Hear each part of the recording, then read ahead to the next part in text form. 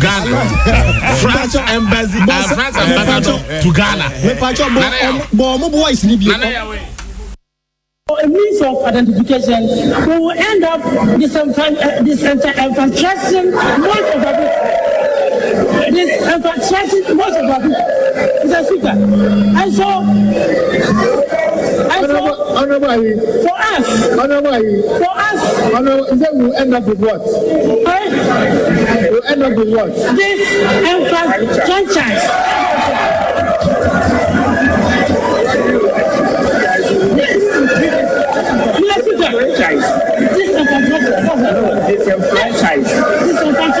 Honorable members, order.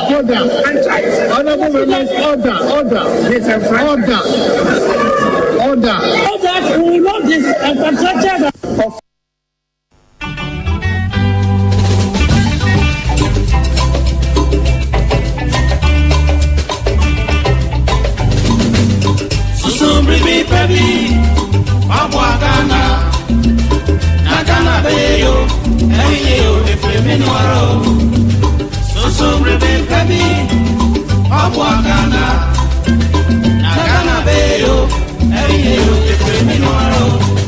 The platform, Apramen and Yapani Pompeiso. The platform, the Cardinal Nana Kesseh. Son Sonchi, Ason Senchi, and in Senchuia, Eko Batako Bramai and Sinukoso, Atwa Petiaman Timfi, Asansa Krokotiako, the platform Suni, Asisim Konda Sisia Ja Amatran Konda Trenufua, Brana Naya Kesseh, the Cardinal Tiajamu, Ewo Peace, 104.3 FM so. The platform, Odoso Puyo, Adi Doso and Sempudium, Amandosam, Abrabomunsam, Asitremunsam, and Yamansa who was on some, and it's a wood will be adia, and in Naya Kesseh, the Cardinal, Wanina Pamfo, our the platform to Medioso, Wo Peace, 104.3 FM, a Dwadani Ukweda Numre Biada, a free no or Chokopim Nondu. The platform, Ewo Peace FM, and somewhere is here, the Abba, the Acro, and the Yatiani, the Ehun, Ninani, and Udina Apreto, and the Sombina Yansia, Nabanuswa, Emia, the platform, China Wajunibi, Ghana, Yamai Ghana.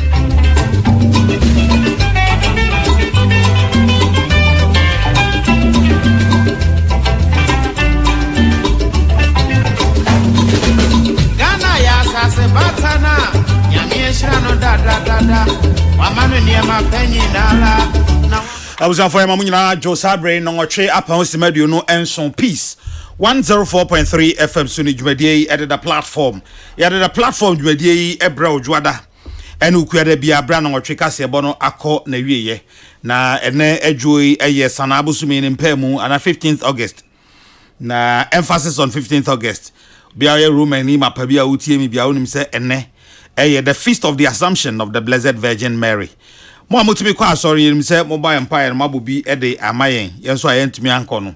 Yesu kakra boy ni bi beka mu nyina enti baby awo bia anye bia minim say ene we Roman ni mapade a wa nkwa so kwa rosary de obese ene eye obabunu Maria honam fada pon enti ya bobi a happy feast day nyankopon kan ho na afenko ensan emetuye ene nwumre ye ba bebo enkomo na nkomo egume pronso no edoso but mamenti we free hotel ansana pede nkomo nkae no atoaso e frame nana ya Kesseh betua frame the Cardinal Isaac Odro Patricia Sefa Fisher Elizabeth Jean Prince Bafo Samuel Apia and Sadat Mohammed omo ena hyehyɛ ena medi ho chiame enwumre mi omenuano mienu Kofi Atiemo or event lead and afi Jackson or Saintia mo organizer GIJ Homecoming 2022 Kofi ni Jackie mo want to say na do Cardinal one Kofi one Jackson ni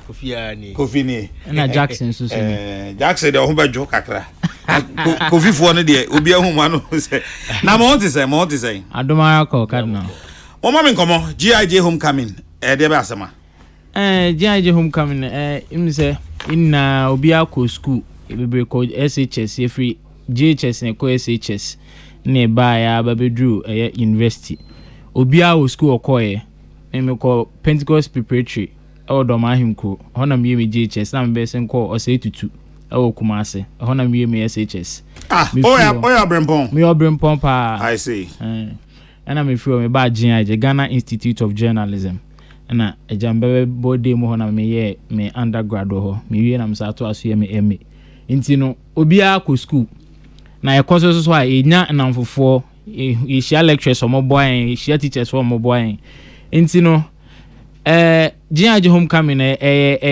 juma bia na edisi ani so se ye pese ye na Jiaje alumni any continuous students ni na no ye be hyiam ni edi ho ye ho nkomo na ensem bia wo se ho wo se ye ka no ya ka enti this year homecoming na ye no there's been different homecomings year groups different year groups no omoye but this year edie na ye no ye ne Kesseh pa ye make sure say all year groups ni na be coming together na ya me IF na this year then you a group IFN PR boys so how tare shame ya PR boys logo ebomu wa hanum say 2018 PR class and a member woman no coming together so oh see aba besua PR dia ene ne ne hwe de PR nyoma woman as a PR and as a PR ye no ye events e ka ho nti e de to ho say okay see aba besua dia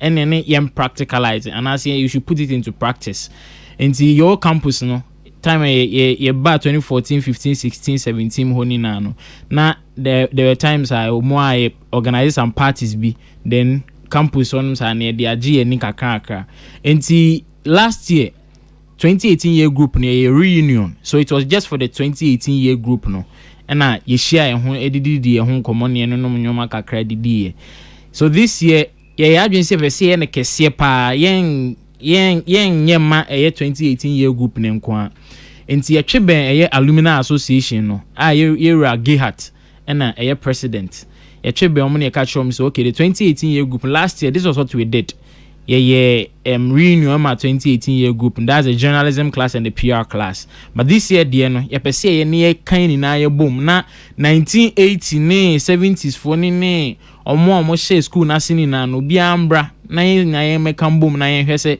ye betima bibia aboa ye ama mata enti ye de to manim no omo so ampopo muti nom so okay eno mu je mama ye say this year de no ye putting it together na ye hwe how anyo besi etimi akọ enti ka na obisa me anache say this year de no enye just a year group but then you make sure say all year groups ni na able together na ya celebrate this year's homecoming no okay enti more notable past students bia maton sade afre omo amohwe anim say ombeba for this year's program but okay enti no this year homecoming no ye see enye one of thing and as just a day program enti ye hye say ye be di agro kakra that's on the 20th of August Saturday day anim ya no ye shian was St. Thomas Aquinas na yabobo bo kakra video games so ka ho ni na competition between the year groups into year groups na ba register ye de trophy ato so bibi kakra so da so a omo be win no omo e de be kofi into ni started on the 20th and on year football games no na 24th and no so no alumni na me o madum ti say o cardinal wa ankaza say o so say alumni of GIJ na me do ma sisi ma pom atena bia no yes o mo nsambra back to baby a omo be ye omo be gentete a omo ba be ye omo ye nei no mo mra meka how a omo si e fa so an nya me do maduru bi omo beduri enti we are looking at the people like Johnny Hughes of Media General you are looking at Bella Mundi of Media General Omar Sanda AJ Sapon Jifa Bampo so ono card onya about nyame na do wetin wa 12 on ye continue students na aba we di nkomo anas area anas Karim Dini Osman MFA Pau ne the likes be na yakeka mu na the surprising you say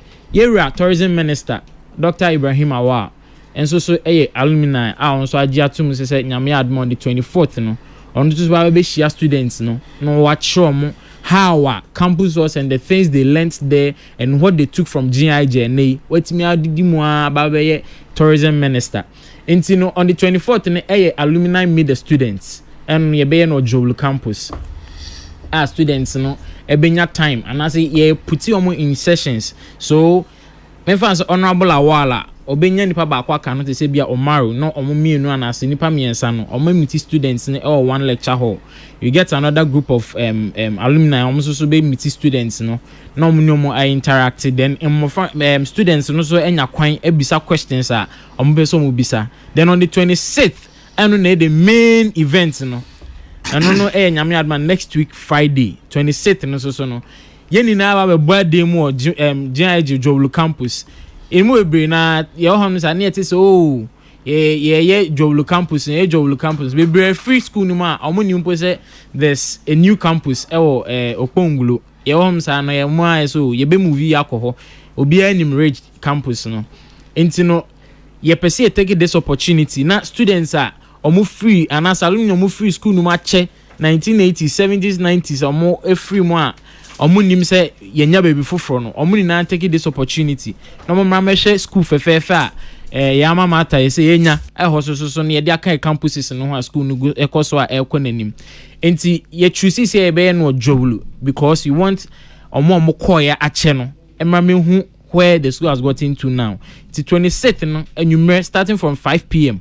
Ena ye nina ye babe boom ya be hyiemu ho na ye dididi ye ho komo ya nonom kakra ya twitwa pictures na ya kaka ye ho nyoma bia na yo campus ye ya ne anase nyoma na yo campus ye ene nyoma ya guso a ebimu ye ne ba bia nyame adom ba bia ebu maduru how they got there ye exchange contacts na they also hobia na yaka into 26th na kankasa no na cardinal nyame adoma the program na say the event day no enya asem keto akwa nyame adoma think band ebe di nyumbe ginam ho gidigidi na alongside DJing so no o live band ko form kakra na the DJ kakra form the obenum the obedi the obe ene de is well taken care of nti cardinal bisaya na de ho no Mate, bibi hobi wa mo be se mo be ka e de atwato e de afasa homecoming ya e ba so yi. The ebe say yesre say ebiana majority of the alumni no they are not used to homecoming activities because ye share anye bebre sa. I think this is the second or the third one I hear. And so we want to use we as a platform to do some mobilization. Now, you start to be very solid. Okay. Yes, stress all alumni are multi and Cassisiano. Bra 26. Our Jowlu campus, Hona, in ship, in Komo, in the agro, and drink, send everything GIG to the next level. Okay. Kovi, sorry, Jaggy. Yes sir. Ebiana ya mo kan nya no bi bia obi tie mo na opeso ne mudi nkomo bi mo okwan wi obafa so oba reach mo na oso mamti wasme twato. Nti nyame adoma ye de numbers bi ebetu dwa ase obi o ha na adwen ne tantan so pe clarification on something obetimi afre. Me number ne 054 58 58 131. Nti me mako viso de ne den account ba me de ne bi me 054 5858131 into Kofi so the Nedian Becca home. Me there 0248 256 222 0248 256 222. Cardinal Yadia Nusino. It's not been easy. Yadiko to Alumni Association and him say a PSA doing. They left everything. Omo boy in terms of ideas and everything. But say support yen koye nim ya naija. Yes, ye proposal course ye PSA doing no so okay en koso ne enya omo tai achi. Enti ne ye ti hwehwe mu kakra kwan efa so organizing the BBAC na so. Te PSA take opportunity ne dan kwofo mienu miensa bi ase a omaso emu a yetimi de sa homecoming ebre GIG alumni. In fact, my main council so dia say onye GIG alumni akra you are invited. Cause ebimbe ba hawa be meet cardinal oba betima ba beji cardinal number ohia mo bi a cardinal betima bo ano obetima be meet Omaro Sando pe bi a obetimi abo ano nti unya GIG student na wo pe pampo so person ba GIG. This is the opportunity obetimi aba homecoming ase na oba ba bibisa question bi a person ubisa enyo bi a kire wa adwen no obetimi aba be bisa no ho tin cardinal me person o ma me sa akwanya we na meda oheneba PA travel consult ase no am yasa da Jewels Lounge and Bar ebedo masi bebre ne ada Soprano frozen foods for so ase so ma so yasen Rising Group and a Trans African Logistics and a Intem SMS sankofo emu na esufre omomoje enso a enei omutimi abo am de GIJ homecoming and alumni homecoming abaso ye starting 20th 24th near 26th Cardinal Mate Kofi Atemo and Afi Jackson or say union ma almost agent here Ghana Institute of Journalism. It is we will be a Okofa GIG Kokojin here. A brain years sounds so boka kwachire wodo e de achire ba bia okukunya ontetie Cardinal but you say be whom well ebra na nyanso enti ye be hedi nyame be official invitation ye be hedi nyame be why but se me wadaje nko ade ameba Amisha se me wadaje nko ade ameba dodo meba why enti nyame nka mo why I wish you well ini asida you Kofi Atemo and Jackson or say enti amoa na wote wo nka the platform and waso egusu a utie ko agubo ahe o say Embassy. Embassy B. Embassy B. Embassy car. Embassy bay. Embassy bay. Brazil embassy to Ghana. Brazil embassy to Brazil. Brazil embassy to Ghana. Ambassador to Ghana. Brazil embassy to Ghana. Kwakuja eni bi. Me na me wo hobby. Ghana embassy to Brazil. Yeni bi biasa. France embassy to Ghana. French ambassador. Me wo hobby. Tie kwaku French ambassador. Omo report to hono. Me kura ma send message akatro mo say enye sa na tie. Kwaku tie kwaku e. Yawo ambassador to. But yeni embassy to. Ambassador to Ghana. France embassy ambassador to Ghana. Me pacho bo boys ni bi.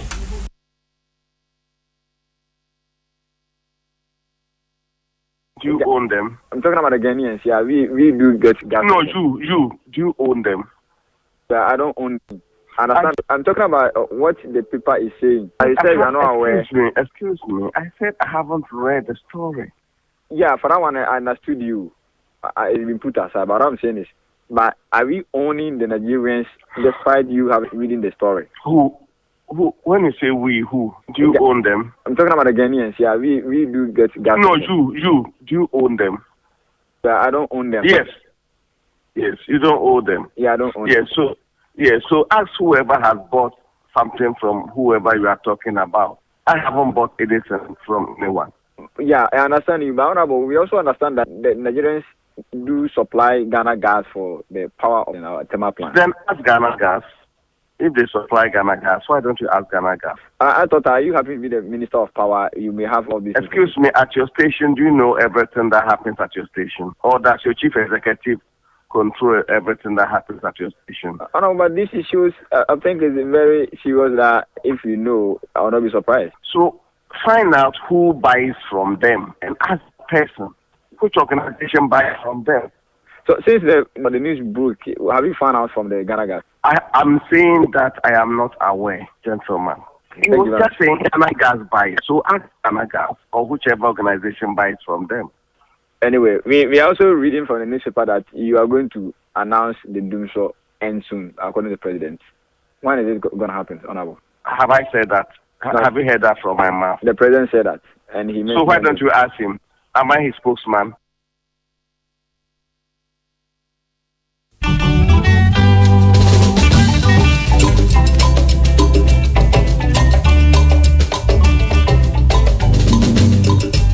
Bring me baby, Abwa Ghana, Nagana Bayo, Ayo, the Flaminoro. So bring me baby, Abwa Ghana, Nagana Bayo, Ayo, the Flaminoro.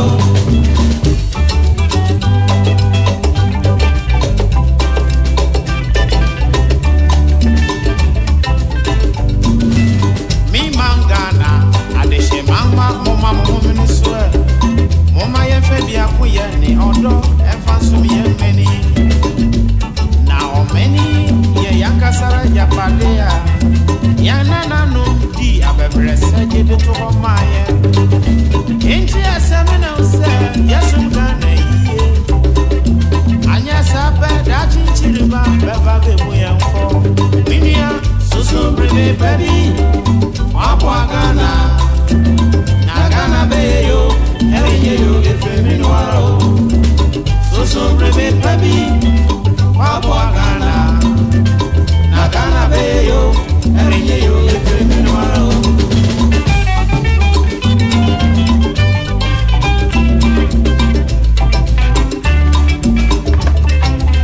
Abuzanfo say ne amunim no ebraso say yade nkomotwetwe no ehihye so na ene no na kame was special ayibi program bi a bia na say kame mamu insight kakra but ene mi kodwom na makwa kodidwa kakra nti nya de ebetimi aye but ni nyina fa bust some amunim bust bulk oil storage and transportation some amunim bust Ose nansen boss for ho asamo abapa nansen omo ho nsemo baya so omo si headquarters bi some ne ye bebre nti me hwehwe owura bi a friend Malik ono no kasa de ma bust ene na kasai ena me ka che ni se de wa chechire mu no enye enough mame on ma me documents a tasem no wo kan echi ebetimi amagina so akase asem we a walking no kre men saka document ni nyina so pepe by 56 page document men saka ni nyina wa ha mintimi nwie makan edu be page 38 me sure say ade nche de na de aka matumi akan na Ghana for se edu be bi na se motise adwumayefo ne omam di ko a enye ni nyina na ya na problem no efri MD no bi o ha na efri MD no MD is na bi nye bi o so na efri adwumayefo no but boss asem na wo ho sa no ho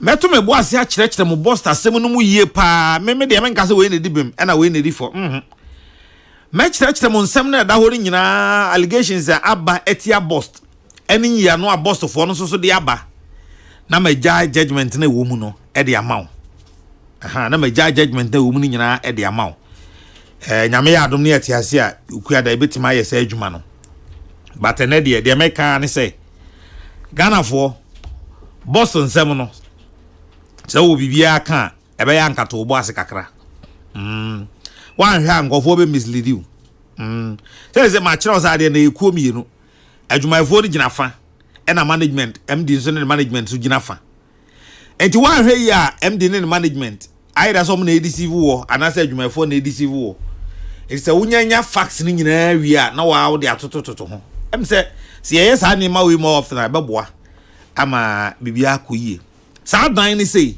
ba bia dan no dan sa head office no ho asema ba sesi ano enya weekend ya nanka minim se omo hyase 2014 sa boss head office na ho aba asem sesi ano se omo hye ho asema se 2014 ene na apaja aba agbotomo do ho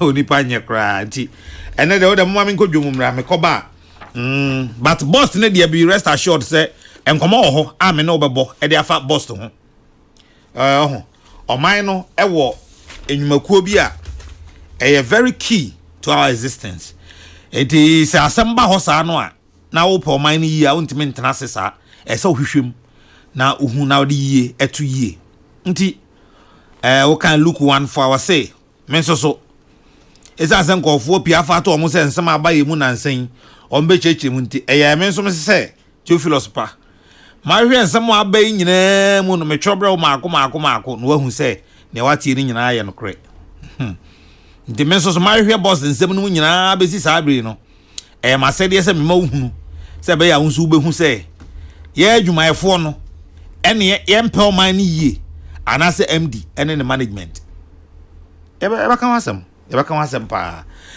Clement Boateng ye national vice chairman Ghana Union of Traders Association GUTA ene friend no Obani Clement majo na amejo so na empom te say empom de nkeye pa na akaba biaka ya de nyame ase nyame ase Joseph Paddy director of communications ema GUTA angojo minia twe mic no ko anim kakra that is say ti mo no maya mo se sasem maya mo hwehwe me enye o na o de be sheda ba jam ezi a o sheda ba kra mepa mo na mempa me o sheda ba kra mepa mo mepa cho mempa me ya muni ho ayensu yeni ho ma anya se ni enu ya mpa cho mempa na o manu ba ko edi wonkra de bia mi bisa o jampa se na wo ho ana o jampa o jama ko o jampa di ene wa kokodro wasoro me nyini ni baako hwe na me kra me gina ho no oton me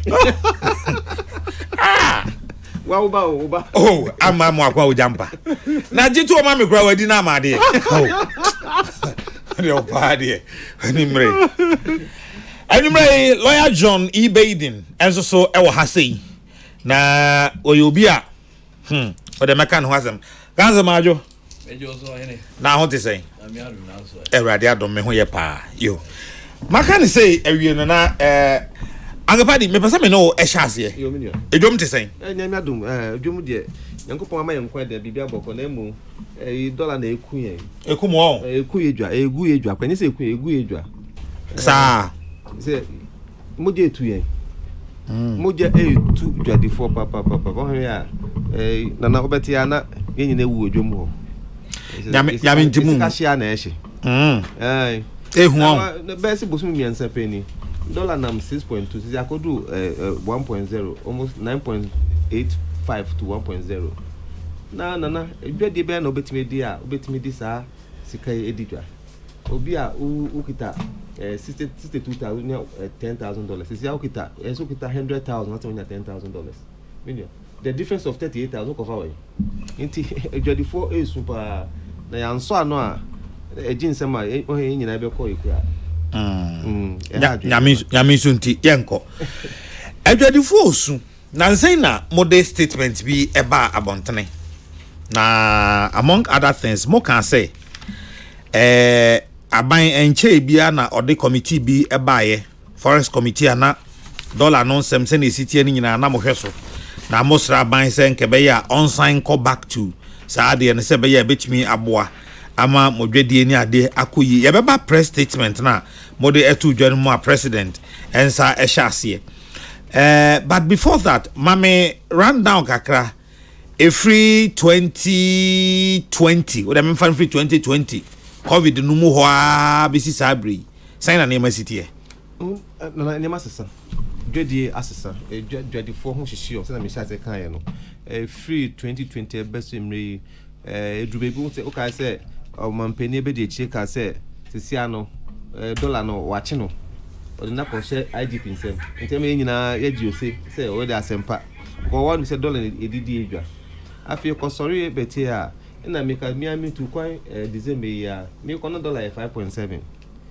see me free December to March na dollar ko do 8.2 up to end dollar ko do almost 9.7 to 9.8 nana ohwa sisia no kita $10,000 a na oton nya mo hia ada se osika no so ate odwete no so ate aba 7,000 and na say o hia another 38,000 to top up to get the same 10,000 na edwade be na obedi a na say de enema be na obeti ba ton enya mfaso almost 38,000 Ghana cedis enne ye kan wasem sesi ano nti enne ye de to abani say ne enema ekọ no ye enema ya ginsem ye members minua agitation na ekoso promo no enye na ye mpeni say anso ano na aban so amaye ntiase bi ana wan share bobi say eniema miensa bi na medato dwoma me de beso ano a ya hwe ya minyo nana edwadifo bebe edu no ahokire okom okay mona at the end of the day no eba ye passing on to the consumer consumer isusu na ni boto munye minim the last time ebi oti to waketinu ebi anabu de oboto mi kakra nti ye tumu obetima to mo bebre okuma utuni ma mutimi nto ade so hia ebi ti say edro so ntimi ka say minisi kan timi nto so ni pay ko for edro a at the rate of 9.8 no ese odi ebi kan wasa otima to ebi na odi be kan ho so no ntimi nto na okwa na so bae ntama fo bre efi edwaje no bebre kwa say ne hadwe kwa say musi enko manufacturing yenye productive industry say omukra so say raw materials omodi production kwa so no rate no koso because dollar akoso dollar no monitor raw material dollar is na akoso nti ama even production so akoso nti bibia aginsem okrum nti ade a na hadwen pa ti say amenu ka say ne members edi eja egu yeso denden de say yen peja emu na yen ye bibi enbo aban kokko na yen fa bibi ntu nteso kokko ntu aban num se ne ekono omumfo aso omu nyintum na afi so omudwa egu enti yegusu ka yen omuka na ye ko hiti wona mini na betima ye biom nti ye bo aban kokose aban on sorry na ene ni chine ya on ma assurance bi say bibia na madu no obeso anu wo ho na say ebeti aba form because na ema edwade no enye too favorable. Okay, Clement. Yes sir. Then you bedru ba bia yedru yo nana em say mechia otiefo enyumrei when him say peace from there all over the world by this time obiatie just about 3 weeks a month ago na mitia minenchi kakra nenso no edu platform so a nana madakra na ese minyane na ebetie platform because program ye programmer amanfo tie pa nti unye opportunity na o de baso dia na je say ese oda unyame ase nana yenhwe yebeka no kra before na covid ebeba no na enka economy no o hwe all the microeconomic indices are na in fact nanka pointed to positive because yeah binya single digit inflation ema lending rate and so na our firm kakra and afenso no na exchange rate no even though sanya na ye pen no na enye saadie nanso no na eye kakra enti emu ho ana covid ebae covid bae yenyina yenim say businesses started den eko fm ema senya yenyina yenim no amman bebre eko lockdown yekra no yomem hanso no yenso yeko lockdown sa enti no ebema businesses den esi nitiase in fact na eden enti obehwa amman so kra no there was a bailout for yadima businesses enom ni ade Ghana hanso no nea aban so betimi aye no ono so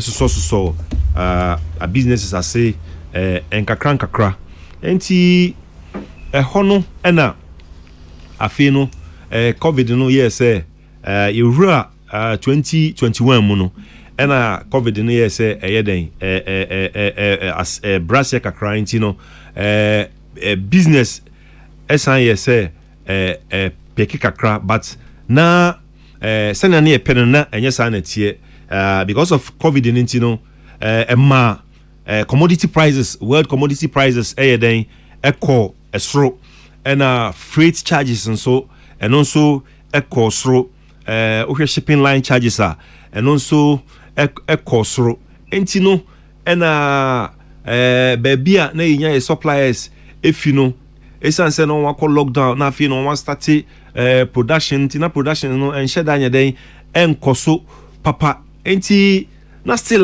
no businesses anya den and find its feet na timer eja scientists for that Roma onya a vaccine yedi so covid no and echo the latter part of 2021 no and businesses started say then sign pick kakra but no kra no still it sounds a high freight charges in tino na still and na commodity prices and so still never high but yes so mu enka kranka nanka yinim se enka yewura 2022 mu no enka niema beye den eniema ebeye yie but December 2021 ho no ana yehu se dollar no asan start ye den ma ne muso because as at December ho no na dollar no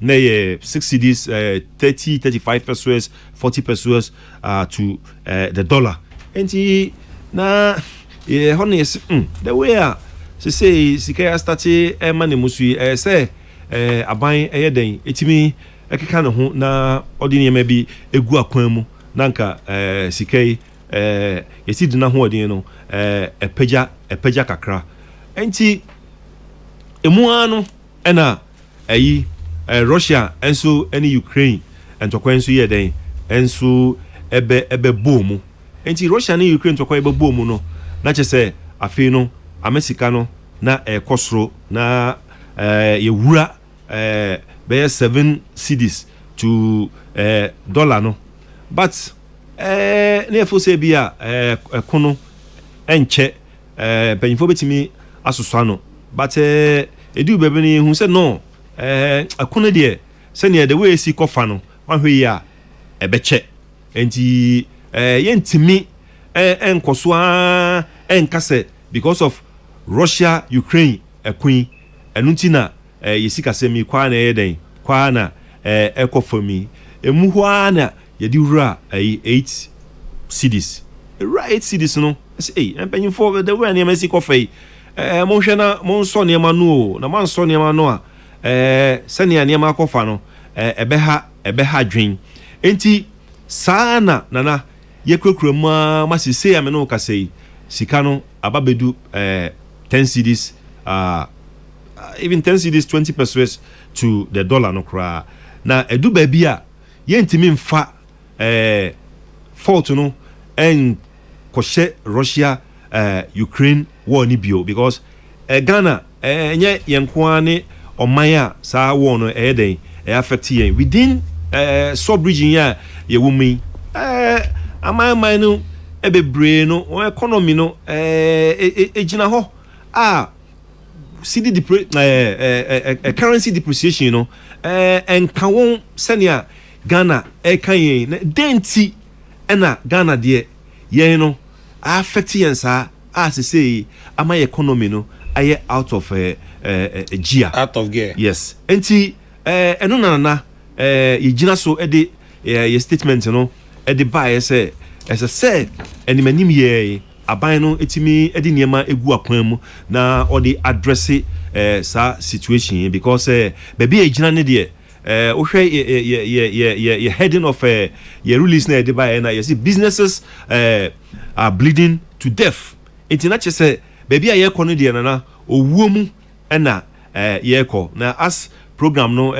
koso no ya profile solution feel say government etie yen na say oye no de ka ho because you say this week say weekend use and say latter part of last week no Bank of Ghana so the ibiaba on also feel say on apply that ina ebeboa na yenso ye solutions na yenso ya profano no na a long term solution because you feel say Bank of Ghana ye or the abano and a short term enti ye de no a long term because sa situation e womi perennial every year biano getting to this time no and you feel sa heat no enti say aban ne hwe na o address situation no once and for all.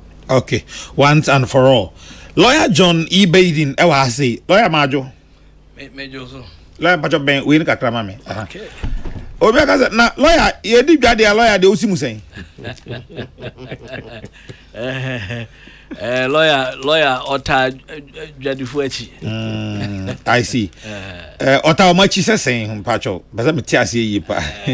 Lawyer, dear, just say, Omusu, lawyer ni na hiasem na lawyer ni so de na djuma ba ko ne say obe fight for liberty and to say the economic liberties la minim say we obi a ebasi kasem a wo hwe mu ade nti unim kakra de unua no mo e ka ho asem ni ade nyina den na wo hu fa ho me de subo ni nyina de maka nansaya say nansaya me throw letter to the Attorney General, me throw a 10-page petition at the command.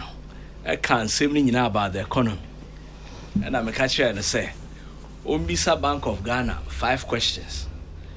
And the last one, I can say, on Bank of Ghana for Muntimin share or Muntimin show cause why they must not be prosecuted. You know, and we just said, your constitution, Ankasa, guarantee a stable currency. Your constitution constitution, let's say the Bank of Ghana shall provide us with a stable currency. Now, Bank of Ghana measures or put in place to manage the exchange rate, that measure or measures ain't to me macro stable currency. In the Bank of Ghana, as far as me I'm concerned, they are out of line.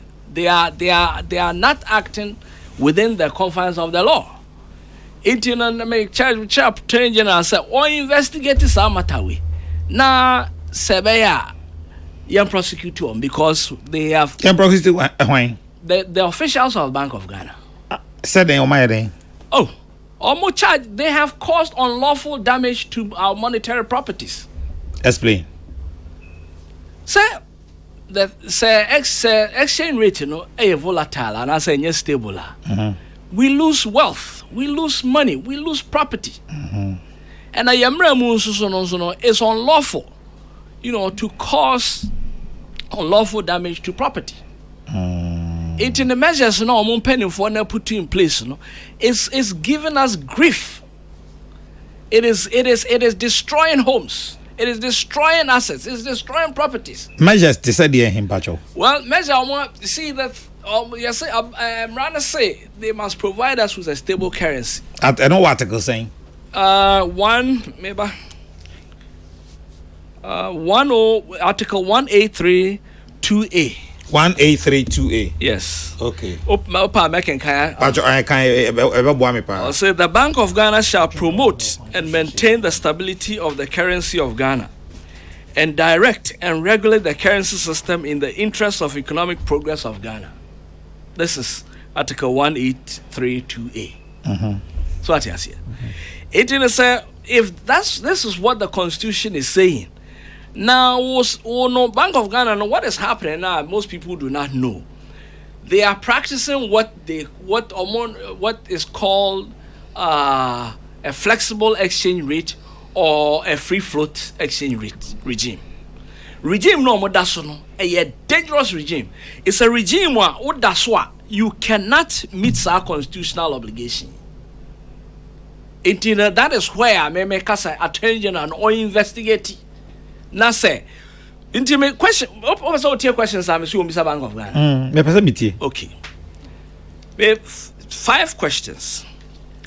May say whether or not the city's performance on the forex market is in compliance or consistent with Article 1A32A of the 1992 Ghana Constitution and Section 4B of the Bank of Ghana Act 2002 Access 12 as amended. That's the first one. So they must establish and say, see the performance consistent with the laws of the land. 2, may say whether an unstable currency causes harm or damage to people's monetary property, earned, gifted, invested, or saved cedis by way of diminishing the currency's purchasing power. That's number 2. Number 3, whether currency depreciation brings about untold hardships and misery to a polity as it causes and or exacerbates inflation. 4, whether currency depreciation crisis exposes those with outstanding contracts denominated in foreign currencies to credit default or repayment risk and exchange rate losses. 5, to show cause why its veil of incorporation should not be pierced or lifted to reach its governor's board of directors for continuously flouting Article 1A32A and Section 4B of the Bank of Ghana Act, Access 12 as amended. So these are the 5 issues may raise here, may say Attorney General or investigate. Okay. All right. Yeah. Mate. Entino, beyond sa we are there akoma Attorney General no. Then na wo ankasa wugidi say apart from that constitutional provision ni ade yenye ni ye a intedi abedu ba bia yedri. And medical cano is your friend BB forex regime. They're about when you get into banking literature, there are about 5 or 6 different regimes. Our central bank betimi choose. But you choose a regime, and that regime, free float or flexible, is a regime that makes a currency inherently unstable. You can only practice that if you have what we call an ESF or an RCA. So ESF, it stands for Exchange Rate Stabilization Fund. Yeah. And then RCA is reciprocal currency arrangements. If you have these two, you can practice free float. And that is what, some of the advanced countries really do. It is all what it is, say, you will have a target as to what your exchange rate must be. When it goes off target now, then you inject with, these resources to bring it back to where it's supposed to be. So what you see? Okay. Paddy, mami sai mra ho. Mona mo wo edwom ho. Den na mo gidi se oman yenye ni yi a aka ho bi. Lawyers forex regime ne de me pese ye ba ho later na ye behwem yi because that regime na nya ye nko an e practice. And Saudi yen compare the francophone countries no a omo regime ni ye different from yen ye de ntie bi a ye behwe no into details but den na wo gidi se yenye ni yi se oman a enti ama ye ho kire say me say back of Ghana crack problem no paja no akasa den kakra you see ye economy no akosha ho wonsem and that's the major concern. Anytime we can say because we share enuma etwa ho share nyina no ni nyina e wa ho wonsem we call your service industry ni nyina ko dia ho wonsem as a result of you can service industry ya pese e kire dey oko banking sector okay oko telecos for no ni nyina service industry okay telecos one mo dia enya ho wo dia they put pressure on a foreign exchange okay omuton ya into Bank of Ghana ka mami ka bibi wa kan o say investor reaction to credit rating downgrade. Or say the downgrade of Ghana's sovereign credit rating since January 2022 has led to the investor reaction and has led to non-resident investors prematurely leaving our bond market. When they decide to leave, the central bank has to provide dollars for them to exit the bond market. Okay. Into identify problem no. Into so the friend say o economy akoshe aho wonsem a ye make manufacture sector ni nyina wa ho wonsem. Ye ka extractive industry e wa ho wonsem. But before you be free service manufacturing extractive. Yen hwe free service. Service. Ye banks no. Meba.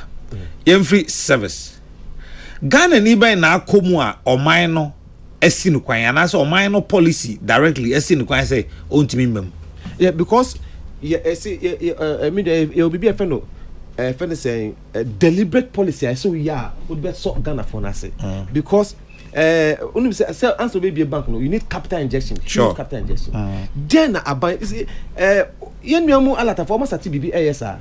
Here yen me down go to almost on say bebre because they want to empower their own.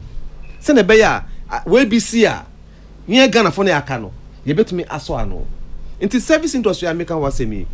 I buy fancy bia my say ye be ma Ghana for exemption say can dey bia exemption say ahu we na edge exemption say Ghana ni be na yaman say exemption say o person even ye nwa mo manufacturing ka me be kan was me manufacturers ka say ano because of interest rate no omutimi produce because the dollar rate e cost so omo raw materials omo cost so e cost so into service industry no ni nyina akodi aho won some atem bia mo de pressure to your foreign exchange so no aban de na o ya aboa Ghana for a obe so ma say deliberate policy bia ye be grow homegrown great business men and women to say enua despite wa sha say de na aban be ya aso ya se ene ye kan wasem se ne be ya economy no enkodi aho won sem na emu economy no e be ba Ghana for sem but se na ejina ide me no all the malls e okrum ha no ni nyina aho wo dia all the shopping malls are who and they are the same people they are putting pressure on our foreign exchange because oton ya of hard currency no asna konifrum so Ghana need the odi need ya oton ya odi ko bank e ko si emra e bia opeso otu kwan so akọ bank so bank mun so masika mun ma me facility kaka even facility kra iminu ya o ko ji busian at the rate of 27%. O competitor one or at the rate of 5%. Can you be competitive? No, you can't. Inti ana musi Ghana for any boarding and alata for them for yes or no only come at the rate of 10%. Also call banker or at the rate of 27%. meanwhile munya mo koto the same in so say $5 baby raw material copper yen say the same price so adentina obi betima akofa copper akọ turkey akọ produce cable still you ba be duty to Ghana need dem be for achen ye produce to Ghana no because cost of production in the country is extremely expensive. Okay. Extremely light. Let's talk about light, utilities, water, extremely expensive. Into the manufacturing sector na nya attractive Ghana for it ni na so akodi aho wonsem nti send the economy ya structure economy no economy are in the hands of foreigners, and if your economy is in the hands of foreigners way and beba because they are putting pressure on our foreign exchange. Nti these are the challenges ya kan wasem sesi ano maybe you can say maybe do ya na good afọ say the we are aban ahwama ahowa abeje kotobeton no ebe ha Ghana for say good afọ mu duabo na mu mpa hoho na mu nyese na mu nyema boy edin enu na din ya bedru say because good afọ nyema ye kra good afọ in general nyema ye kra no enu 16%. Almost about 85% nina about 85% ewo aho wonsem it is o service industry aho wonsem o manufacturing industry aho wonsem o extractive industry aho wonsem o trading so aho wonsem obviously no your forest and your foreign exchange ebe cost. Okay, your experiences here no client mami misa we talking of your sectors na mo chechire mo akwakudi aho wonsem no me one article be economists be so try me kind ni background to me more enkai but me kind salient points ana wona in or say Ghana for no ye wade bi ayen so ye mo business no munye ni ye ene say Paddy per se ye ka so na ye CEO Paddy Ventures 100% owner Clement per se ka say Clement Boatin Ventures ono na ye CEO 100% owner. Whereas senkamu mienu mo ne lawyer mutie kamo bo na mo ye consortium na mo ye adwuma no a we de kakra ebema mo mu ayedu kakra na mo atimi agina yie a compete but mo hwe sa de no so well na eno de no cre because empanyifu bu baby kra mpo se yesi banu so a emia enti se ade a enka ye form that partnership na and can bit me aboa but one thing a massa partnership no din e Ghana ha no eye bibi e friend with trust because yenye huni yen ka no kre un kanka ho se Ghana fo yen ka no kre yen ka no kre ena yenye hu su ni se ne awo kan no enu ntina entimi ma sa partnership no entime nyeden enkoso no nka enokra wa wo hwe senia eja yewura despite any papa for resapon senia won wasi apatine ya won ye adwuma bibia akoso ya enka sa pepe nka esenka yetimi yeden yetimi ye but Ghana ha no enipa he na etimi afomo sa partnership na won timi eyesa adwuma ntie no de economics no kan ya enokre trodo na me pesa me de kakra eka ni aminua Paddy eka ye no se ni enti a amia bedu baby a ye wo say in fact there are a number of factors as I say abai no etimi emanani ye den ekoho ye investment laws no nana emwa papa investment loss na etimi emma kwan ma investors no repatriate on profit 100% the econo say it's about time as I say aban no ehwe na at least there should be some retention here na won't invest into the system one year sana ebeboa and afin so no ye hwe maybe to say malls senior Minua Paddy can say awo and I take you over malls na no cre and there should be a policy at least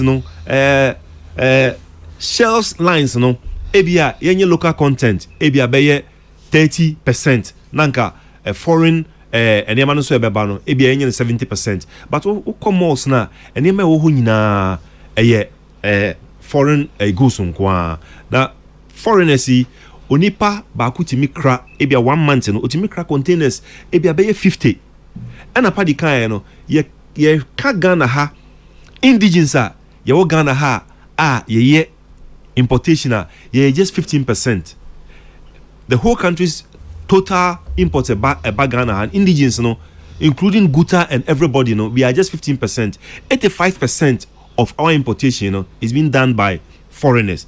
And ebanesana, bibiano de bebano, or tonwe ya na okosisa, no the day, and or de ko. And this most of Inyama, one de bahano sono, one bedampo. Se amenoka say, nana, Ghana ni bia anywhere. Your man visa say, Uncle China, no Uncle Fanny Mamra. Se in China for a day, and Grofaba Big Guha as manufacturers representative. And one say near man and one bay day, one dampo and near mano a day e bahasa, one dampo and near man a day bahasa. Ovia ya na assistant scano, na odeko. Ain't you no, says Sicano eco pim a hicrana rating ya hicrana, nana, obesisa ediaco, because a near mano on call bank, Uncle G, a BCBA, on Cobo BCBA or bank, and one says so dear co, na quite representative or Yadinia mano. Ebeba utonwia wasese canal dia eden na odiaba. Okay. Near Tosubio Before overcall the Tosubio no. Paddy, on that issue of more, for instance, say yenhwe more sa ewo ye fen say ye mamu ha say na ye jaye de ama ho no sa na de den na mugidi senka sa oman ye betimi aye a ye nyeye. Oh yeah, na o ansan no so na de aka asema bi nso aka say yen Ghana for na nkasa so no edu ba bia na yetrim odin ye ho abro kire say Ghana ni nimpa no de nanim akwakoji adwuma nso onim say ahoho na ta akiri no affront e de ama Chinese no oye adwuma no adwuma we a onim say o we no eye Joseph Paddy Ventures enso no na adwuma no backbone nkasa no ye expatriate o me no ampa ampa pa em say dwam ho no ye leti ho pa na un say you are regulators wo ho inti asema okay no ne besiso aka say institutional failures because there are institutions by institution be say regulate, monitor and evaluate activities of these workers. Inti fronting is a crime. Okay, GIPC law yeah. Fronting a crime. Inti say who so be a frontier who is supposed to monitor those activities. Mean you say GIPC more being crata say by manufacturing or no oil trading. When a monitor activity of that foreigner. Oh, na uka bi say bia na Ghana for so yes any mabo eh din o am for complain say Ghana for any mabo na me ka say onipa na ko bi say at the rate of 27%. Million na 27%. China ni oba so akobo bi say at the rate of 3%. Ye nyina akoto the same product. Omu kwa de omu nkoto ni ama no. Ye omu ko fa ne man sell on commission. Koton na oba ya ma commission. Into an first bia en room. So ko bo bi say ya ba contract. Even aban mo contract be 1 million kana, only 1 million the bank. Back of Bobby, say 27%. Because reference rate end up 90%. Now, or the margins are bank commercial banks, some of the mobile account could do 27, 30. 30, a Juma Ben obetime a year, and a maximizing profit about 35%. It's your overheads. Now, all the bank they are commando per annum, and you're possible. Into Ghana for any say bia boapayo it's because if you price yourself out of business if you have a high price but my price out of business because your business is so much competitive say you can't price yourself out of business then the position na bisia na insihu na commercial banks demand ni boarding say sia no muso more na obi more bisia in dollar term then you are dead say sia me say me obi bisia $10,000 at the rate of 6 cedis say sia the same 10,000 I could do 10 cedis. Independent has to add 40,000 to pay me. Ejuma ben obey 40,000 as also to asasika. So that person is going to go out of business. Okay. Entino omo ba eso omo be trading say dem so moye wa he ya no. Ghana Investment Promotion Center na say hwe omo ana. The owner say evaluate my activities. Omo na say evaluate your. Okay. So enye say ye kasa etia ahoho no. Na emom uba kroma, when you go to room do what Romans do. Waba Ghana no, Ghana wo emra, GIPC emra wo ho ache say uba Ghana fa $1 million ebe she edwade num ana edwuma na opeso ye no. Say more okra na fe so employ 12 Ghanaians. So be ba China foi or the wakofa ni or ni yere normal bishop. Who is monitoring them? Say they have moved from even trading to hawking. obi so mo ye hawking last na metie MPB o say that could be face I say obi born again bang bang bang o go be ya China ni oton chance. Meanwhile MPF. So who is monitoring the activities of these foreigners? GIPC. Okay. One only panel certificate. So they mean free sa nkomo imu ni say. Omo esese nke ba market ho omo wurawura kuro hwe say. Yema Joseph Paddy kwan say ensuo no onye wholesale. But ye ba ye hu say Paddy the ice chest abesi ho. And wa share special ice egum na oyi no maako ton ye adwuma ye de man no. Ne revoking is onye me ye good ye ko ye research bi. GIPC ma obi certificate. Some kind manufacturer workers wa. E ba oton impobo so be manufacturing of slippers. And no man certificate no. The area of operation e ka so a. Ye ko hwe mu no oton chalewote slippers e wo Kantamanto. When the monitor activity. Or China ni. Oh yeah, China ni oton chale. Oton chalewote. Bakusu ye man certificate say onko ejuma osu. Maybe area of operation no. E ba on Kantamanto. Yeah, investigating who got. Ebi mo kra the A4 sheet and a ton yama. Ghana never to be the A4 sheet at on A4 sheet. Slippers 70,000 no actual A4 sheet so no VAT receipt. 3 days for the foreigner. And you say you be a tan ahuho because na me can say the ahuho na chichiklo. Na mo ahuho no ba e wo mra e wo krum. Obetima ko bu me say na say me tu kwa ko amanone me ko America na me say me ko drive kakra me nua. Me inso to me hwe na stop sign do baby. Na eja me hu na me twem. Less than 2 minutes. Uhu na wadwen ye o se Ghana na wo. Because tie o ka kire me say o hwe ya na stop sign bi wo bi. Ma hu na me twem do kasa oboa. Me we ba ta me hu na. Aha, afa na wo kasa. Na me twem me tie e pull me out.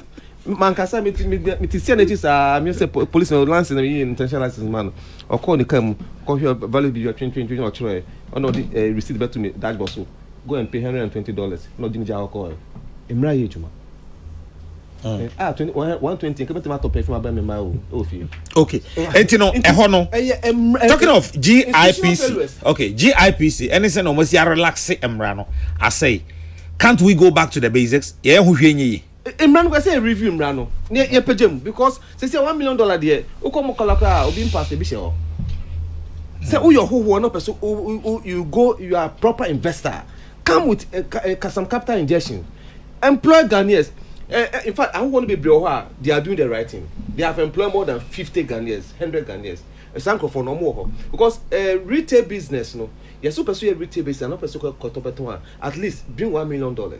Employ 20 skilled Ghanaians. So that by any minimum free legal, bar, and I take for no benejuma kakaya. So Zubekono only not even one Ghanaian. Back with the who fat kaya ye for a good name who are almost also anyamano. Not say they are the employers. Not the common GIPC. And teacher said, ye jack or mine no share. I will be some man to see your economy, the meaning, and they be so me soon in the nail.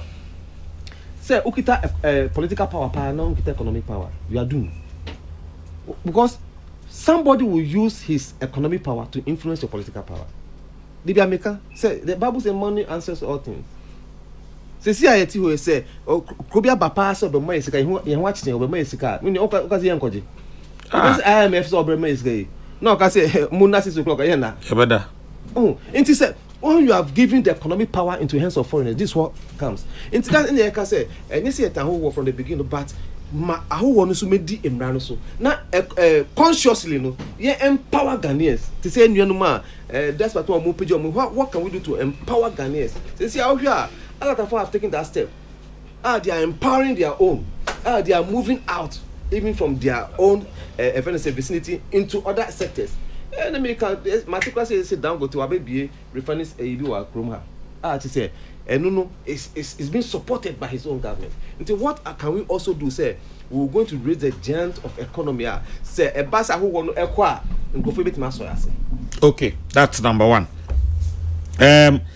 Come then I can fight the occasion on a management test message. I was for platform and was so good so uti oti enka ewa he oti enka meba na name say ka crowd meba paja meba oti enka wa he oti enka ewo beyond FM no ewo enkwanta ewo uti mantam emofela FM ewo tamale max FM ewo enche and afi cruise FM ewo akomadan akonoba ewo sunyane and deru FM no so enkoransa o de no to cha winners FM ewo sehwiese max FM no enche no na dynamite ewo takwa and afi mining city radio so ewo takwa oja FM ewo agona nkwanta and afi rock FM so ewo takorade and stations nkaya eka hu nyina musomafa show yi ema mu nyina adwo anwumre edamo ase me pese metie de odebe ka de onua kan ho ansa na still on GI PC ene enhyehyɛ a onhwɛ so ma enya adwuma no Nana, I'm saying a crime de beka ho and say Nana, the bane of this country has been about the enforcement of the law. Media and nuna mitimi say eya dia o main hayen. Wonga yede emrano asha wonsa say won apply emrano respectively ewo wherever they are supposed to know they are not doing it. Enunti ena yabedu baby ayedri. Hwenana ye fi eka ahoho asemi. It's over 20 years. 20 years near ye fika ahoho asem say emra parliament mwankasa in your own wisdom. Mwashe dia to say the retail trade is the sole preserve of the Ghanaian. Mwamunyansa mu ena mo share samrano editor because ye nyina ye nim say sebe ye maame no bi wo ho a ye papa no bi wo ho a on anye den on anko school enu nti no at least nia won so no ebetimi aye edi atwitwa won ho no eye retail trade enu nti no mo de emra ma hyemra say sa sector ne de ense se ohoho be ye den ebekọ na ansa na ohoho no ye ohoho kra na mpo se obetimi akọ kra na ye wo rules and regulations your requirements wo it say o satisfy sa requirements no ansa na wetimi ayeden wetimi akom nana samrei na emukra no na emugo enunti 2013 enna setam na NDC aban enna woso enna guta ye fight ya say emra no kra no emugo dodo enunti no esese emra no ye hyem kena na ye hyem kena enna se mo de ye adwuma ebetimi ayi ahoho ni nyina ayeden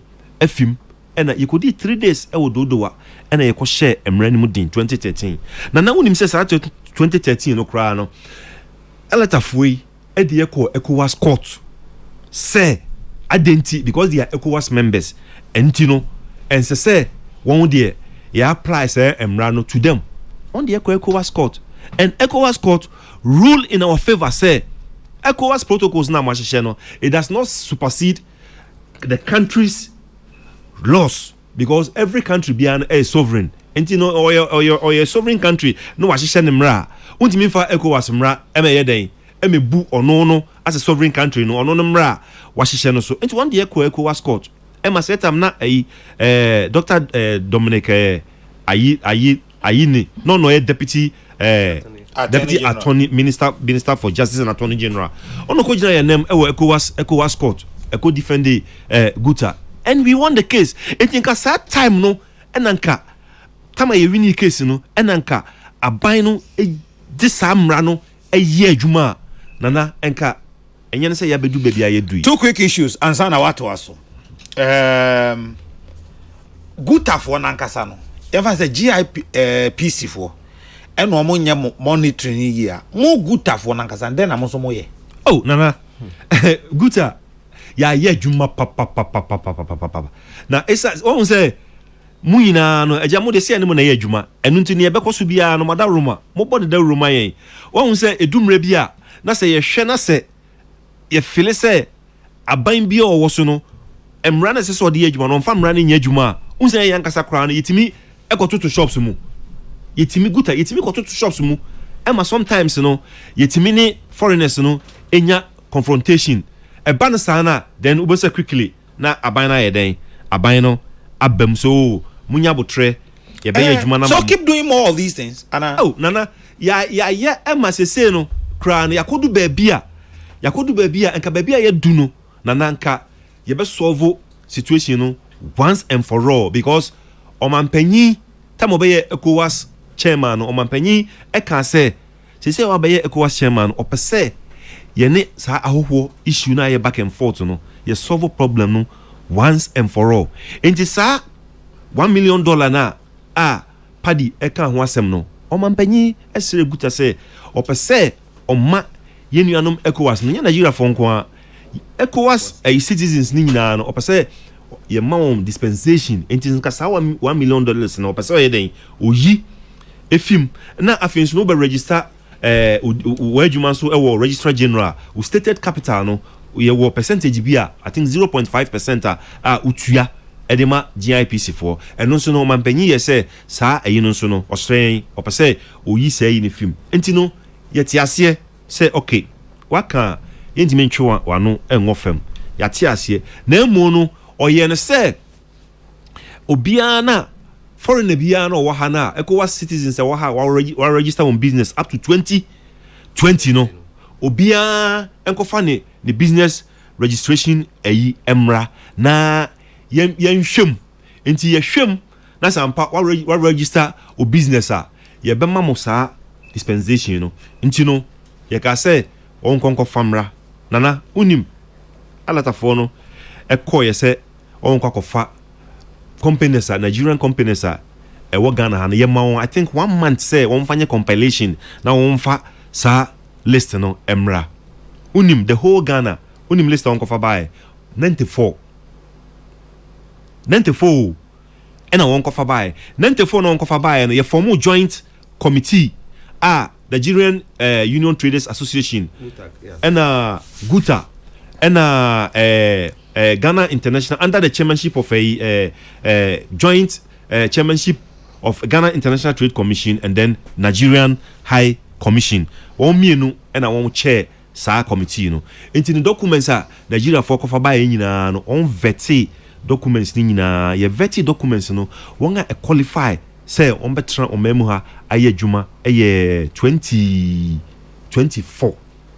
Into 24 no na che say shops foreigners shops West African citizens shops wo Ghana ha nyina no as say ye den ye close na wonga 24 na qualify no ye ma won adwuma nana ye wie sa process is over by 3 months or 4 months ni se committee no ebema ye move forward na ya embark on that operation no na afi no ye ho aton no nana akoye bibie wo ho adai obinti ase institutional failure so na good money rep was our committee no so you need rep saying what is your rep telling you yes nana and you say you try every possible means. No, me everyone will say one will say lack of funds from committee na on be call round na yes our operation no on see can you including one member in the country no. Oh yes,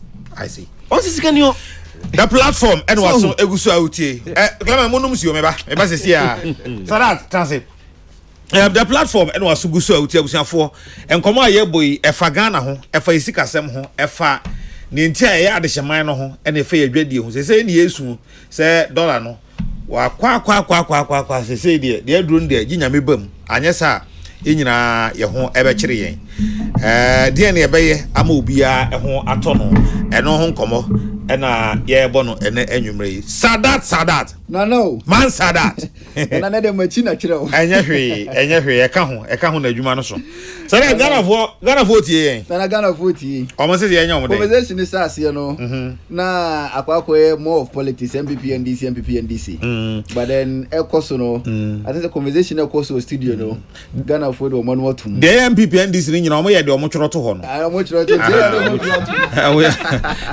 say no omo na enti ni omo omo so the TV no wo MPP NDC o on said antino ho ase enti no conversation ekoso person can MPP ni NDC kakra Sadat ma memfa we ento o ma Clement ne party ye ba bio am be yi anom. Okay. Nana, what you just said about Ghanaians fronting for foreigners is true. President Kesseh said this in his time, 2007.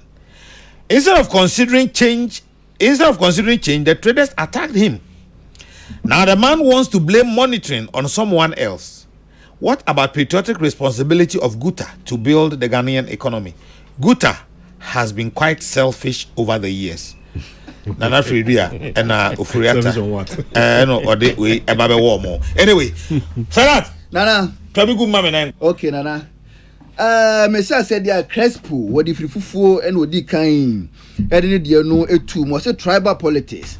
Say NPP amunyo ko no wan hwe no wan ya. Sasa opa the politics ni na ifri mu ansa. Let's just ono wentie. Because beginning of it ni dey politics na. There is a video bi audio bi circulate on social media no so. Man for ka say asantiment mu so afo ne voice.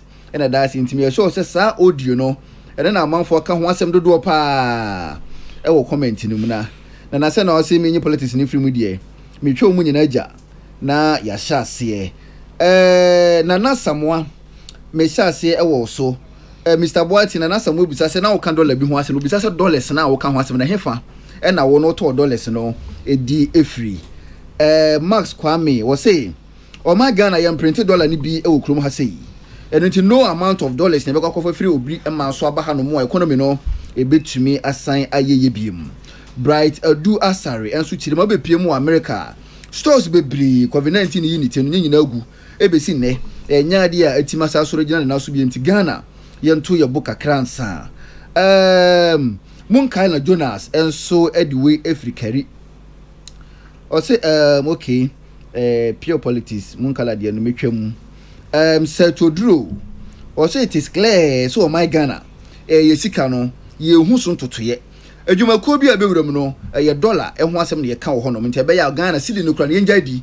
na yendi dollar no na pam no twam no asem emfa na asem enko Bright Adu Asare ensu bisa say mpenufo ne kasa na ase obi ye comparison Ghana Nigeria say the Ghana compare other countries especially francophone countries enya de sikasem no ye betima nya no pomasibre emboa Max Kwame enso eduya ba betum ono so say francophone countries na ye di yen sikasem compare omode no enya possible because French speaking countries no won sikasem no French country and afi French Central Bank and regulate and this year the city no tena ha near the comparison francophone countries won sikana enya de bi ye benya bibia wrong we so ho ye live from Takwa Bright Adu Asari Eduweba or is a Bank of Ghana nyambre pa dia why not your currency no obetima regulate amaska no tumi asejina bi polos ka so metina ba bedru ya so Kingsley Amfo or say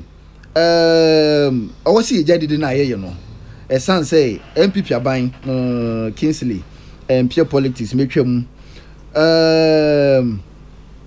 Max Kwame was see a problem ni nyina ye Ghana ye intellectuals no abribi obenya kwanya say no kura ne da ho no mu a onka or the far left no the far right or the far left no the far right no so na kura de womanim ni nyina ne ka ho no my Ghana yesika sema titi apansam sa no John Ernest Jedu on so say o my Ghana sika sem na ye ka ho asem no solution ni nyina ye ba kope si ye befa so ye Ghana yesika no ebetumi ayeye biem wa list e dia ba o say Ghana ye make sure say omo dealing foreign exchange currencies ni nyina na ye be mount kiosk e wo airport ye dia mo eno ye number 1 na fe number 2 yen clamp down black marketers ni nyina every system no na afi number 3 so be person was currency a onko airport omo ya mount kiosk amo na so onko bank eno pe ene ye kwan ebetumi afa so Ghana esi de no ebetumi agina se ye tu sana mo na wo ye sure say Ghana dollar ye beto ne 3 Ghana cedis or the free Maryland ena ebaye Bright Adu Asari but Adu Asari I think the conversation be a course or na ubisa full up question who gave those investors the contract was that course be the government has started one factory okay Piaga was in anaya Kesseh good job you are doing Max Kwame was abribia ya kasani ya bodangote di na Ghana your businessmen or what are they also doing Ike Yeboah was a great show Comensa Pillar 2 was a host na doye okay Comensa message mebo atra Bright Adu Asare side for fraba betum was a Ghana before abribia ni yesusa dollar ninye now so ya ka say okrum had into tax abribia band tax beba no obi atwetwe na ase na etwetwe na ase say be den eni sika edi abuoma no King Rashid so where live edi free Tamagov City kwabena dentu o say foreigners ye kom ho asem no enye omo na nanti firi omukurumba kurom Ghana fo ya ene kokofo omo edi omo ba ene si ebeka ho asem a yenka ho asem yentimi blame foreigners no all the time eno brewer was so where live Rosemary Amakumsen or say a good show or her live from Cape Coast. Comments up pillar 2 at the Fufraba Betum comments or message mean to me kind pure politics. And Eno brewer say a Ghana young cousin ye one town for Nina Kahubi. Any sika sem to me your so companies do one more. Ono moko kesika sema aye dollars and what day edija. Schools be bri and so krum hano more or charging dollars. Na ebe den you see the no to me ayi. Kwabena dentu or say Ghana see a pese ye boy on ho pa dia or see according to commercial farming pay and a bear kwaya e betumi afa so no minus yi bi me say business enya de bo my Ghana e wo kwan bia so Elizabeth Boama ye boa o se na ya wo ubi se opanyini bi question bi na question wantimi answer wada saa na wan shedan chire ni pakura na oka question wanka question so oka yanka mishiro ni pakura ai wanka question do enso na kwia mo aboatia blekuma central message na ba bedru okay we there was good evening cardinal special greetings to Mame Ama Santoa Oben, founder of president of Emirates MP volunteer group in Ghana. Say Ghana e jadi phone nyina no mo ye selfish omutiri mu so adem pa or say what the Guta representative is saying is not entirely true. Or say what is happening to those selling tomatoes at the killer prices. Na kwia mo aboatin na dia no so ebabetu mu Amisco Spelele kaswa or say okay Amisco Spelele message na babetu Max Kwame esa da babie mo say abiribia na ye blame foreigners ne sa o see etimi look within etan so my Ghana see person ne ma ye ya so no ya attitude o see etimi esesa no na kwia mo message ma boso dada okay na kwia mo Sara from me no be so na men company for so na ye hwede ye be no okay in Kumabet was na Ghanaians your biggest challenge pa e busiabo higher institutional failure and now for evil politicians or more and more my Ghana and near my enkoyi sano okay nana memfa last one and so also who are those Ghanaians fronting for foreigners? Surely not me, but the same people sat right on the airways and crying wolf. Kwabena dentu and so at the end no last message ababitum memfa no in chat to or say master planner junior Kintampo or say Muma Yenje Bank of Ghana ndi as I say and she say omo de be go process on be faso no my Ghana sika semino etumesa ye bimro gidi mapa so we faso sika no sika semino besa ye bi we say the cardinal and the team good job and more you know cardinal Nana yes sir I think say the message keeps repeating ode home kakra bra ho na me nko empanyfo no lawyer me final round me pesa me no e hya ase den pa na da wakoma so apesa uka dia pesa me kan say sa ya timi anhwe ya currency ama na anye stable just say we will have an unstable country my strong woman be my year research baby and that is the conclusion say on an unstable currency leads to an unstable country or society it you know idea bia if you say see ahwedi ye ma ntokwa me start kon ya ache and so still I say mpanimfo ni yentie but just say we are headed into self-destruction. My research in Sume who say stable currency brings about prosperity, and if you cannot find a way to have a stable currency, and yet not just say you are headed for self-destruction. Lawyer, wait there. If it is Every government appreciates we need a stable currency. I don't think no government don't appreciate that. But what can we do to get a stable currency? That is it. Yes. If you appreciate then we appreciation and then once you appreciate it, you need to come up with ways to bring about the stable currency. So what are the ways? Well, the Americans say somebody gets seriously. Somebody gets paid for. Yeah, somebody yes. Just say okay, listen, if you buy my book, some of the answers are in there. So what I say. But you'll be a juma. And as I made trans studio, and I made because on OGP, to manage the currency. But as I would team manager, then it's up to Nipo appointee. No. Say, as all Timo said, only a juma would team in and also many governments is young coming my resign. But if they fail, we also failed. No, they have failed us. Yes. They have failed us. And we pay the consequences. We suffer for it. And I say, the thing is that we no to me crowd, or not to me crano, and only I'm the power to make decisions. Intino say on to me and your decision to get us to where we're supposed to get to. Then I just say either he has to ship out or somebody must ship him out. That's all. But I have a different opinion on that in that regard, no, because I believe I buy one decision, a government policy, but somebody must go to implement it. Into the way a man for posture say, finance minister on there, but he come to implement. Anyway, me pesa ebeyesa argument. National. Mr. Paddy, mona mudidwa. Me twuma adwanja ne mam yenu peso. Denti me hu say Ghana for nankasa edu ba bia yetimo odin kakra. Hwe Oko across Kwame Nkrumah circle says here opposite Vodafone for anymore. Sa filling station no hono.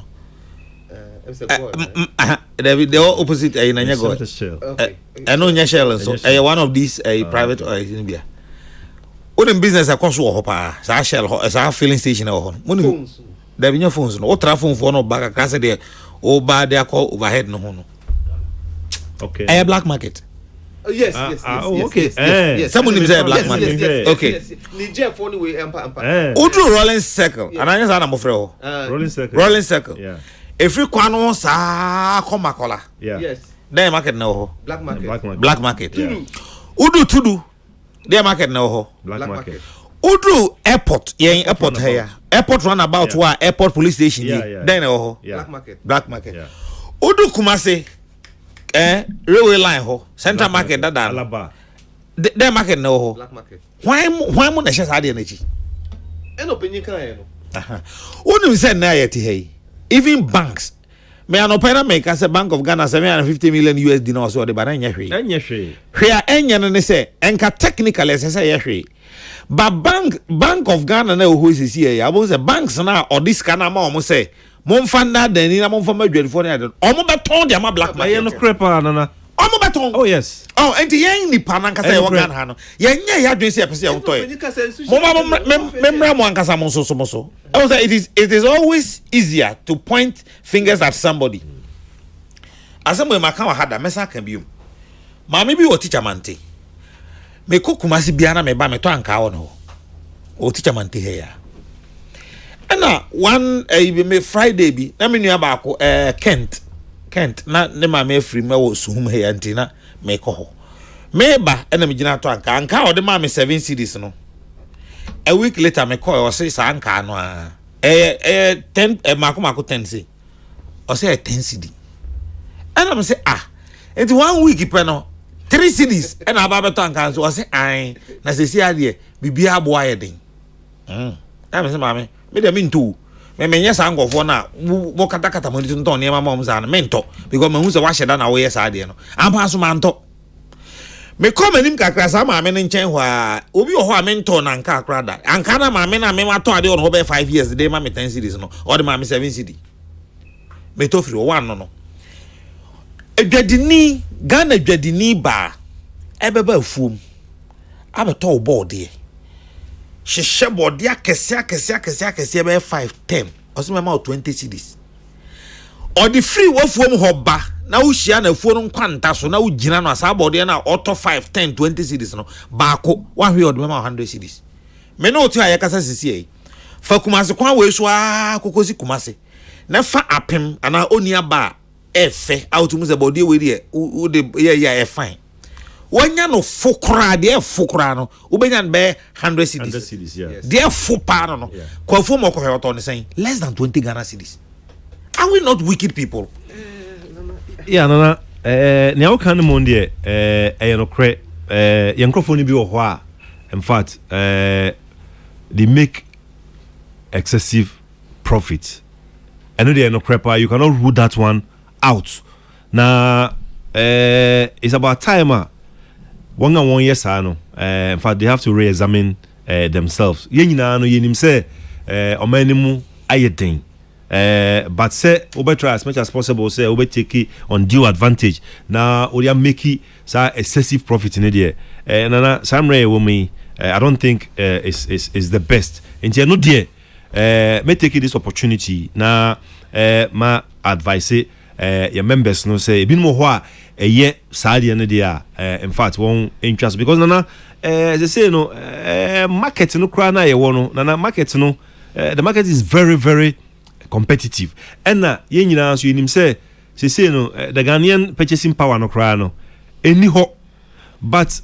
Nana also untimi ntra won ka say bia onso no the way as kasem no aye na untimi ka say bia onso no eniema no obeton no fo ma bia onso aye den waboka because bia wakwaji facility kra wo banker you have to service that facility so enti gone are the days to be frank nana na you make a profit of 30 40 50% and no there as I say a trim just for few people be pay NABA they want to take advantage of the situation now on be say won't make it that profit they say nyame boa na say wo ton ade na unya beye 5% a profit krana wo da unya me ase because ade no mu no already ni yesu mpo say enye den ye nto ukotran ho a wo betran ho saa the whole day and say me ko transport na ade 1 cedi krana manye den man tombi so it is obi ba na say bia obeto bibi na me hwe na bia menya 5 cedis 10 cedis bi wo ho a adenti na menya den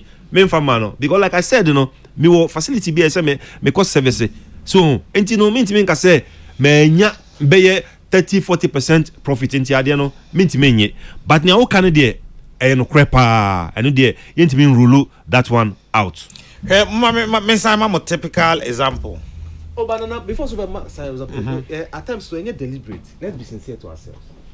Say, yeah, okay, because also man penuka di ba out say or person or the transport eba na or the person the transport eba na or boa the phone so that they can cut the goods from the interlands to the urban centers because cost of transport let's be sincere because me those me tough where echo akosumo ya ko did maybe ba 200 Ghana cedis but say me to 600 medru them around about me like aso inti say who they blaming na come major for say they are getting exorbitant profit and then no credit at times any money also e be obsolete e be wakoto in tools e be pro kwan so all ton be inti ni na of factor I say spare pass here ton when say me start make more about 20 years now I have some part and this 30 years still in my shop I obsolete inti I have to sell other part to make for the obsolete.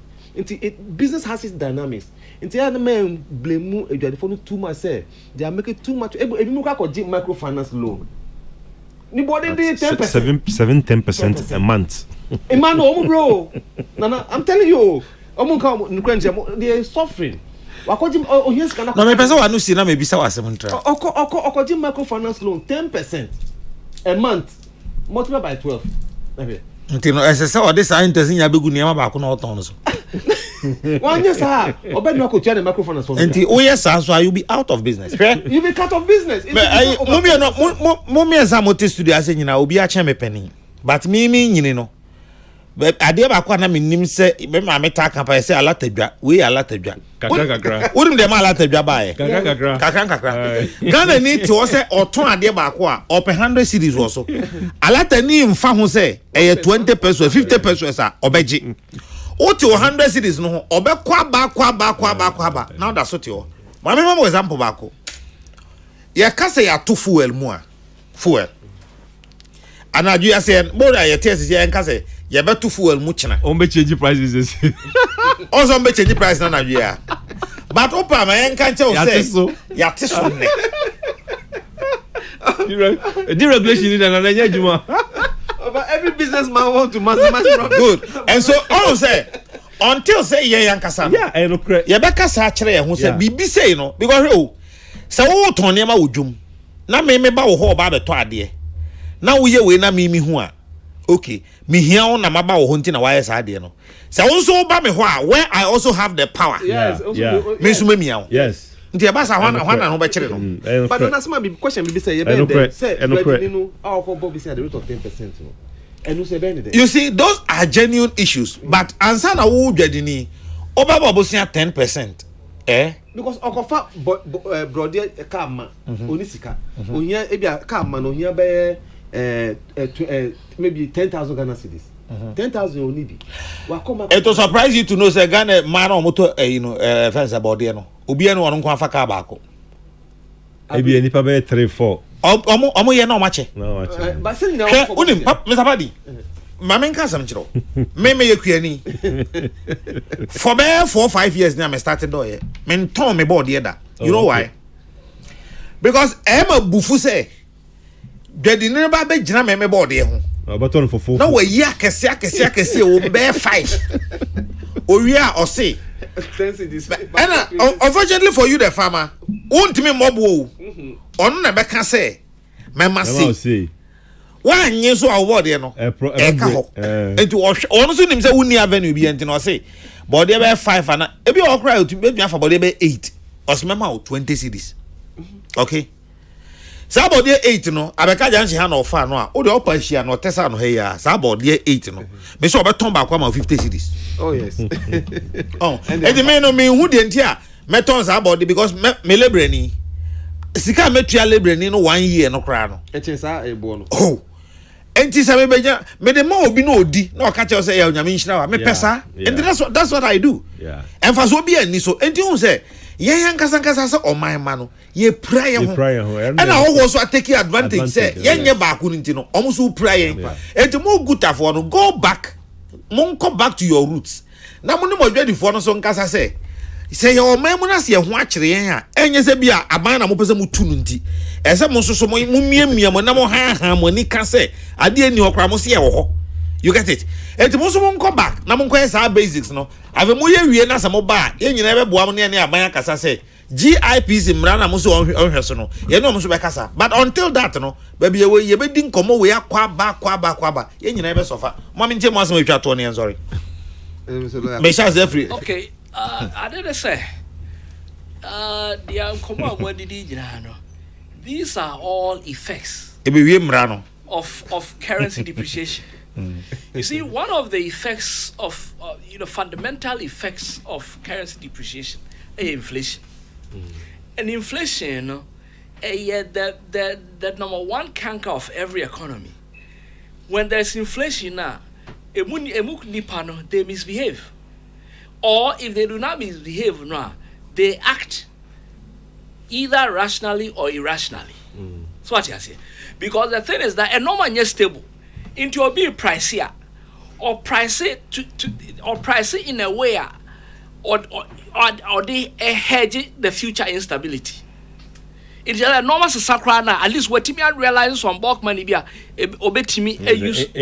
Yes, one would make so that's anything about. These are all effects of inflation. So what is here? And yes, inflation also right now. And then number 2 question me be say a change and be so mono. So what is here? It is what depreciation brings about inflation. And inflation, at the effects bebre economy. Or more idea, effects of inflation. It destroys purchasing power of currency. It brings about persistent or frequent price increments.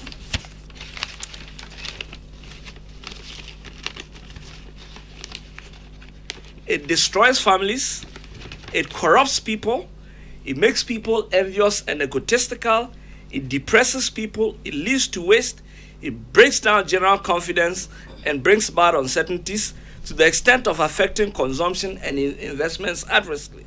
It increases crime, unemployment, low standard of living, social unrest, and anarchy. Inflation, the bonipa. Just say, as I di agro. Now, acquires a hand, ye did agro. To say, now, saying, Brody say, already your currency as John currency.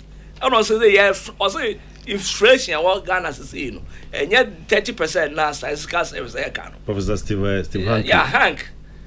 Okay, he's an authority. Maybe book a match on my site in maybe. So, no, him the Aoka. Yeah, or Pasha say, yeah, the World Bank is kind of or Pasha say, we have a problem. The problem now is management. So I just say, if we can nip in, sir, if we can bring about stable currency, any problem. And there are ways to do it. They understand who to do it. I don't know 3 months in or muntimi pon reply. Ma kwa there be my time kakra. They can't because he no one met me aka. The American is toro. Mate, Clement, Mami Mrao. I'm saying in my preamble, no, make I say 2019, no, na economic indices, no, na pointed to a positive way. See, I mean, we say the economic indices, no, a juregu because inflation 31.7%, policy rate 19%, CD depreciation, say 10 cedis 20 pesos to the dollar. Until indices no a jury egu. Until maybe a genus say there, nana idea say abino kekano. Na guta ohe statement in ma you can say sa foreign exchange committee as I say abino hwena or reconvene as a very convenient so should be devoid of politics as I say all the political parties yenya rep so say academia ebem say manufacturers ebem say businessmen ebem sebe yama menum kra na onton tomatoes ne body or market kra no say onya rep was our committee ni so na ye nyina no ye totoa adwen na ye hwe se gina bia ye gina no ba bia ye di besi a de ahoto ebebre oman no enye sade a nana se na ebekọ no de a nana ene businesses there ni nyina ebe collapse e Ghana party yeah me no na me das we dey ebe da we tie for so asivio na ya paguta for cho say ye ni aban eguso eka na ye gidi say or the solutions beba na na in crow where Ghana is one of the countries ultimate get projection as a businessman because we don't know what tomorrow holds. You can't do projection until people are trying to preserve to project by themselves because I bet you say 10.5 or 10.2 you know what hosts tomorrow until high price in is as a result of some of these things. Uncertainties that is setting in. You see, the unknown, the unknown future, no. Into ama for your panic, friend is pricing. Because on him say, I never say dollar could do aha. Intena edi could do baby. Edu ama enema bo aye day no. Na with the best buy say, and any channel also na any stakeholder engagement, stakeholder collaboration no. Run here kwan be fa so because o man ye yam nyina say so a nyina tim o man onim NDC onim MPP onim CPP ni onim aye Ghana nti say nyina as stakeholder engagement no ye chance na yeso input e wo ebetimi dey ma ban say aban e free so far ekwan ba ko mienu miensen so a ebetimi aso sa dollar na e cross no o say one of a major complaints na can say duty rate in this country is extremely high. Nana say we are losing business to all the West African sub-regions. Airport no we are losing business because cost of doing business in the country is high. Anybody 50% cumulatively. Into say Ukraine enema be $10,000 what you are duty about $5,000 cumulatively. I was rude. Into say we are amafo be break enema for Togo, Benin, Nigeria. We are losing business to first no na airport was one of the fastest growing port So you are losing, and say you lose business in those ports because major revenue mobilization from port, and now people are not patronizing our port.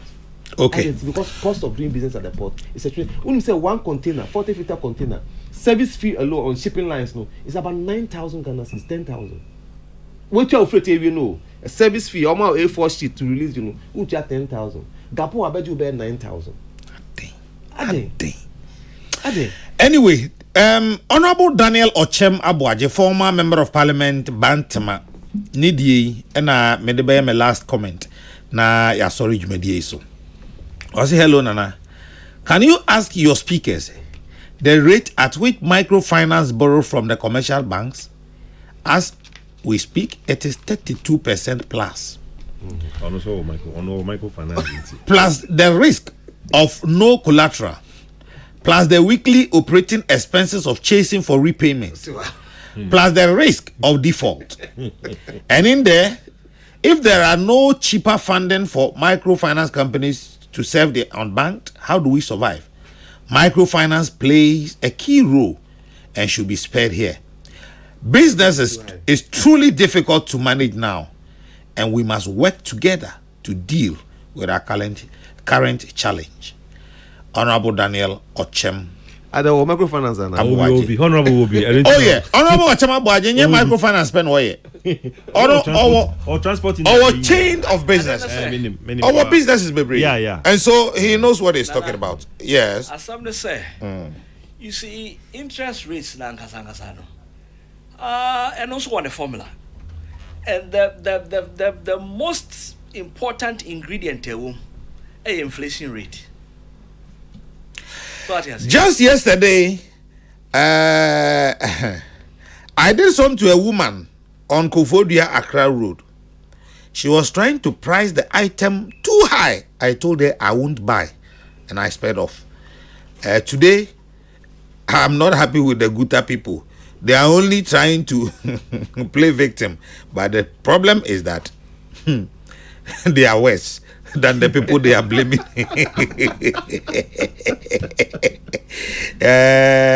Anyway, Honorable Daniel Ochem Abuaje, this is an open invitation to you, Mpacho. Peda na yeni komonebra. Na me the good of way back obeka ho, tag of also ka ho. Na ye nyina hwe kwan e befa so, but me I insist the ordinary Ghanaian trader is very wicked. I'm certain about that without any reservation. Some ne